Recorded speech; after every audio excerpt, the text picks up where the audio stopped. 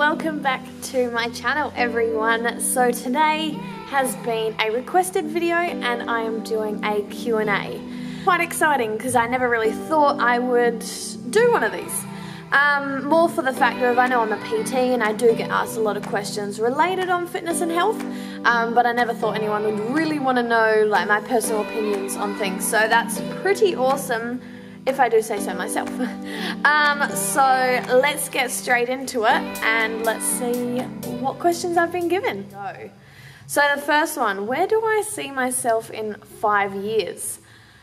This one, by the way, I haven't thought of any of these. I knew the questions, but I haven't actually thought about any, so it's all on the spot today. But where I see myself in 5 years, now I'm really big and positive on positive affirmations. So I like to talk about things like they've already happened. So in 5 years, I will own my own house, that's for sure. In 5 years, my online business will be skyrocketing. I will have so many women under me trying to better themselves in the health and fitness industry, and I will have inspired a lot of women to go out there and be a better version of themselves. I hope anyways, but being positive that I know it's going to happen as well. Who knows? To be married in 5 years. That's a clue, Aaron. But I do hope in 5 years. I think that would be awesome. I mean, what girl doesn't want to get married? So I think that would just be beautiful. To be honest, I don't know if I see myself in Adelaide for one, because I mean I've lived in Victor Harbor all my life. I've only been up in Adelaide for the past couple of years, but I know there's more of a future out there for me. So I feel like the fitness industry is so fast paced and so fast and growing. There's other places that I need to go to experience what the fitness industry is like in different places and not just my hometown. And that's how you grow as a person in the career path that you want to go down. You've got to experience all these different things. So I hope to have experienced or going to experience these things in 5 years time. We've just got to wait and see. What do I think of the ketogenic diet? Now, like all diets, I'll start off with saying that you have to be in a calorie deficit no matter what in any diet. There's one thing that will be eliminated. So in this sense, the ketogenic diet, you eliminate as much carbs as possible, and then you bring up your fat sources. So then you're mainly using the fat you eat to burn fat. I've actually tried this one before. I don't know if the person who's asked me this question knows that, but I do have a few opinions on it. Just like any diet, it will work. It's just if it's suited to you, and it wasn't suited to me. I tried it for about 2 or 3 weeks, I think. Now it does take at least 2 weeks to get into the ketosis state. So obviously switching that fuel source to using fat to burn fat instead of using carbs to burn fat. It was rough. And I mean, by all means, I love the high fat diet and the foods are delicious and I love it, but there wasn't many varied foods. I mean, I'm in the middle of creating my own cookbook, so I want to be able to try to make those different foods. I just get bored really easily on the same thing. So by eating the same foods often wasn't particularly my thing. However, it did suppress my appetite, which was awesome for my career. Now, it sounds weird being a PT, like you're all about the health and fitness industry and eating healthy and things like that. But when your schedule is back to back to back clients, obviously get your food in when you need to. So if you have that, your breakfast or whatever, and then you go and work, and then if you prolonged time of 2+ hours without food, you're still full from that meal, so it doesn't really matter. So I'm eating 6 meals a day. Now, when I was on keto, I probably ate 3 meals a day, maybe even 4, because I didn't have to eat often to feel full. The high fats made me feel fuller for longer, which was awesome. And my mind was much clearer. Felt like I just had more of a focus towards what I wanted to do that day. And I wasn't, my mind wasn't foggy. I didn't have a brain freeze because I was in a food coma. It just really worked in that sense for my body. I mean, I have different thoughts about it. Didn't work for me, but it can be amazing for someone else. My biggest tips for losing fat whilst building muscle. Okay, education time. I mean, technically, if you're a beginner, you can lose fat whilst building muscle. Most of the time, beginners don't watch their diet that closely, so they might not be in a calorie deficit. But personally and professionally, you have to be in a calorie deficit to lose fat, and you have to be in a calorie surplus to build muscle. They do not come hand in hand. So at the moment I'm doing my prep for competition, I've been increasing my calories every single week so that I can put on muscle every single week. But there's no way I'm losing body fat right now. I will then take 13 weeks prior to my comp to cut down that body fat. So I do it for a long period of time so that A, I can maintain as much muscle that I do have, and B, to lose as much body fat as possible. But the only thing you can do is lose muscle and fat at the same time, but you cannot lose fat and gain muscle together. They're both completely different goals, and you have to consume different food amounts and macro amounts to reach each goal. You've either got to build up that muscle first and then take the time to cut back the fat, or you've just got to cut back that fat and see what muscle you do have underneath, because unfortunately, it just doesn't happen both at once. My next one, how do I manage my cravings and snacks?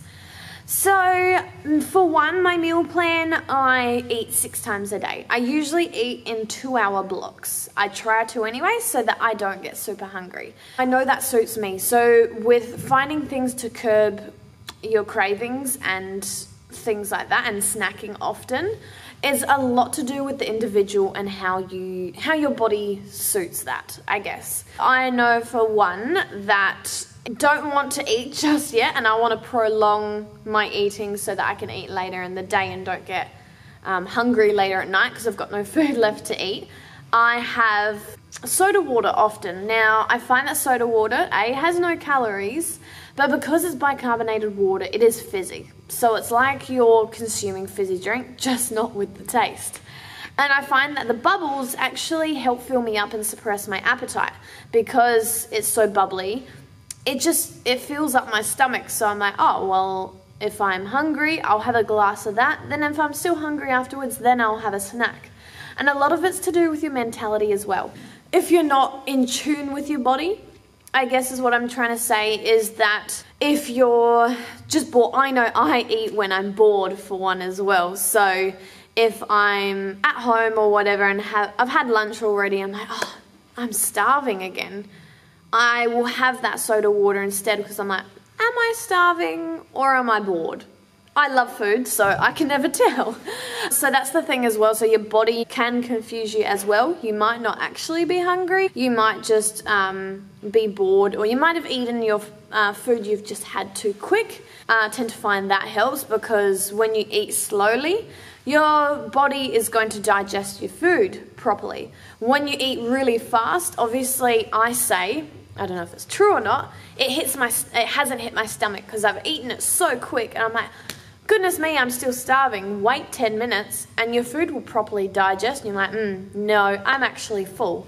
So that's where it can come hand in hand with weight gain as well, unfortunately, is because you might have had a snack and your meal and you think you're still hungry, but your body just hasn't digested it properly. Not for the fact that you can't digest it, it might just take a bit longer than you think. And then so you keep on eating, and sometimes that gets to the point of where you feel too sick to keep eating anymore, which we don't want to hit that point. Long story short, soda water helps me a lot, and drinking normal water throughout my meals too, and eating slowly. So making sure that I'm definitely not hungry by having the soda water will help, and then if I am hungry after that, I know that I need to listen to my body and eat something too. Next one will be, what advice would I give my younger self? Alright, I'm going to do 2 parts to this question. First one, what advice would I give to my younger self on life in general? In life in general, don't take life too seriously. Honestly, it's meant to be fun. It's not meant to be serious. It's not meant to be hard. I mean, things you come across will be hard. I mean, any situation you get given, you can choose to look at it as a positive or a negative. So in life in general, I would say don't look at things too seriously.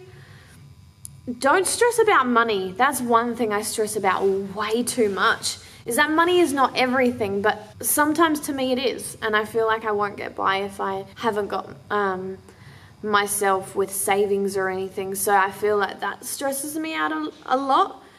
Don't online shop. That's another thing. I've got a bad addiction. So number one, I needed to learn how to save earlier as a younger child. So I'm guessing that would be advice to my younger self, is don't spend too much. Materialistic things isn't everything. As much as you think that activewear is going to look good on you, it's not worth the money, unfortunately. And I began my Lorna Jane addiction at age of 14. So that wasn't helpful. In the sense of business-wise, just do you, girl. Honestly, when I was growing up, I wanted to be an author. I wanted to be an interior designer. I wanted to be a fashion designer. At one point, I wanted to work for the RSPCA. Honestly, I did not think I'd be in the fitness industry. It was only till I got to year 12 I really decided that was my passion. And I just think these things happen. I'm a big believer on things happen for a reason, and the fitness industry came to me for a reason. The ad popped out at me to go to AIF, the Australian Institute of Fitness. I knew it was my time, that was the passion I needed to follow. So work-wise, I think just keep grinding to my younger self. I mean, I'm still young now, but I feel like just keep doing what you're doing, because in the end, things work out exactly how they need to be for you in that point of time. What helps me push through my bad days and get stuff done when I'm not feeling my best? I'm going to be honest, I'm a human. I have my bad days. I mean, I didn't think I had a great morning. Now I'm having a great day because I turned that into a positive. I'm like, why dwell on little things when I can make my day even better? So on hard days, when there isn't a goal intended, I do feel that it is harder. So I always set myself goals no matter what. Fortunately for me at the moment, I've got my competition in bodybuilding at the end of the year. So that definitely is a massive goal for me and is helping me get through my bad days. Like on Tuesday, so today is Thursday, I didn't want to work out whatsoever. I felt so ill all day. I was like a zombie. I stayed on my couch for about 8 hours straight. I just did not want to get up and do anything. You know what? Listen to your body for once. I was like, you need a rest. I was like, so what if it means you have to work out on a Sunday? Like, I mean, I love working out anyways. So that wasn't an issue. It was more for the fact of, I'm like, listen to your body and take that rest. Yes, it was a hard day, but I'm like, you know what, recovery is just as important as my workouts right now. So yes, I do have that goal at the end of the year. I'm like, no, you need to take care of yourself now to be able to work your hardest at the end of the year. In the sense of work, I guess, no matter what, everyone has to work. I mean, again, like I said, money's not everything. But if I'm having a bad day at work, I've just got to suck it up. As a personal trainer, I've got to be there to motivate my clients and make sure that I inspire them every single day, because that's what I'm there for. They're giving me money. They're putting not their life on the line, but they're giving me all their trust. And I can't just rock up and be like, oh, I'm having a shit day too, so let's just not work hard today. I've got to come to work, put on a brave face, and chuck out any personal issues I have to then make sure that I work at my best to give them my best so that they work to their best. That's a lot of bests. But that's the thing. I mean, on hard days, I've just got to think, people are relying on me. Why should I bother dwelling on my life circumstances when I could be bettering someone else's? So that really gets me by a lot as well. Knowing I have a huge support system too. If I'm having a shocking day, I've got my coach, I've got my family, I've got my boyfriend, I've got my closest friends that I can talk to. Know your support system, know which one you can go to for certain things that will give you the best advice. But the thing is, know your goal intended. I know that I'm not doing this prep for 20 weeks to get on stage and not look my best. So why not give it my all? Hard things are made to make you stronger. So whatever doesn't kill me will make me stronger. So I've just got to go put my heart in anything that I try. If it doesn't work out, again, things happen for a reason. So when I'm not feeling great, in the back of my mind, I'm like, why did you start this, Bridget? Why did you want to start this challenge? And then that really just puts me back in reality. I'm like, no, I'm not on this earth to do mediocre things. So, I mean, that's my mindset. It might not be yours, but I always make sure I remember my goal at the end of the day and think why I started. I don't want to waste my time doing something I'm not passionate about.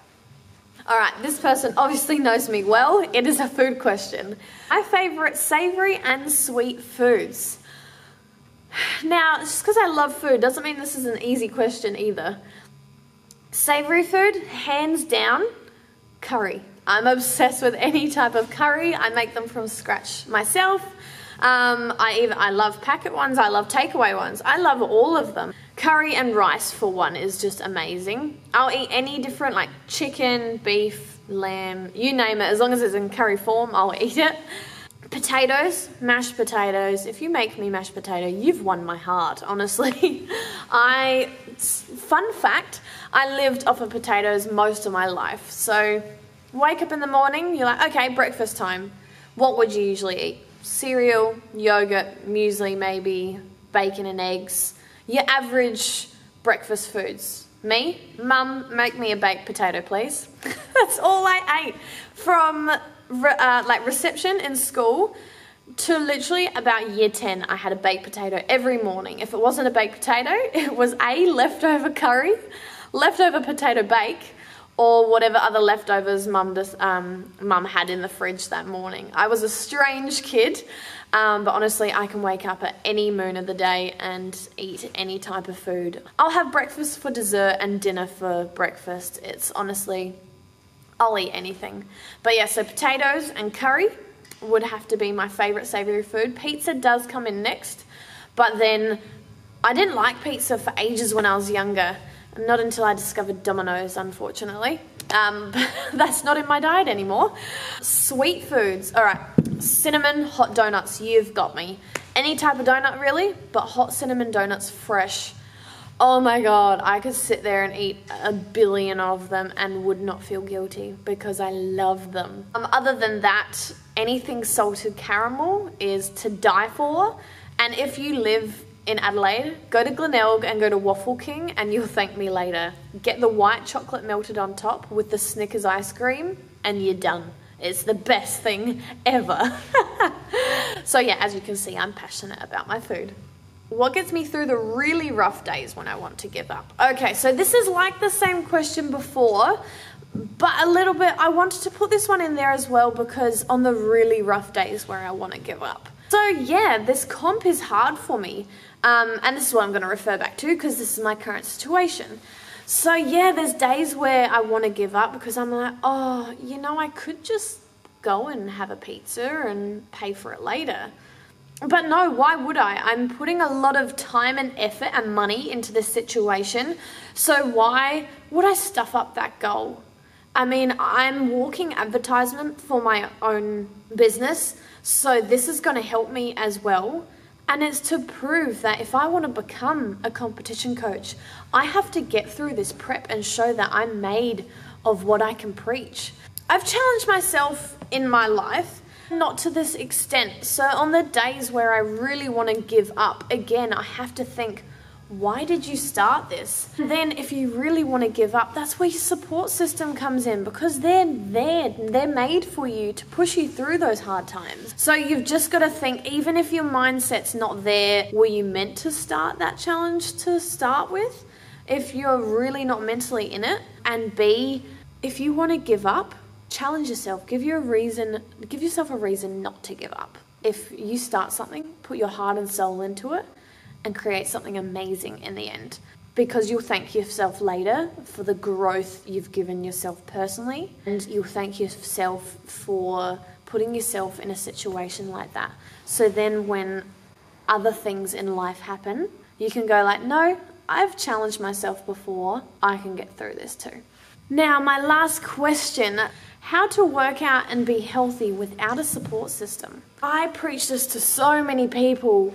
If you are bettering yourself to become healthier and a happier version of you, why should it matter what anyone else thinks? Yes, a support system means everything, because on those hard days, they're going to be there to pick you up. But if you don't rely, I'm going to contradict myself a little bit here. If you don't make yourself rely on anyone else and just yourself, imagine where you could get to.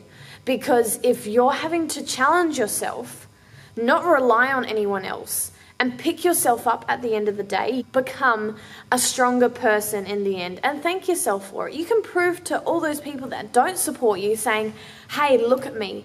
I've grown personally, I've grown mentally, I've grown physically without your help. It's a lot of competition in that sense, I guess, but I know it can be hard. And even if you think there's no one there to support you at all, if you've asked that question to someone or told someone that you don't have a support system, who's that person you're talking to?